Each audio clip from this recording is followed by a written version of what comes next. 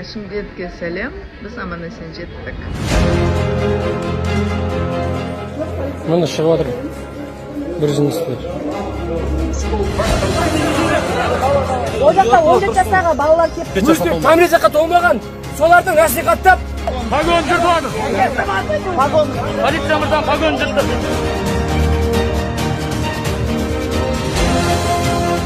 осы қаланың ерікті жастары соның үстіне түстік біз. Сөрде шыққан қыздың екеуі сүйісіп тұр. Қыз мен қыз сүйісіп тұр. Құрметті қазақ елі, бұған бәріміз бір кісідей қарсы шығуымыз керек. Маған қатысы жоқ, мен балам мен қызым үйде. Олар тәрбиелі демеңіздер. Олар біздің немеремізге келді негізі. Ертең шөберемізге осылай түп тамырдан құрту үшін келді.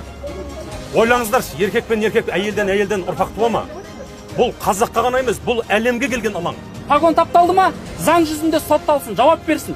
Және де қазақ елінен бұлар түбегелдей аяқ қолын тартып жоғалсын. Қол қойыңыздар, біз қабылдап аламыз. Бұлар қарай жұмыс істейміз. Тергеу 2 айға созылады.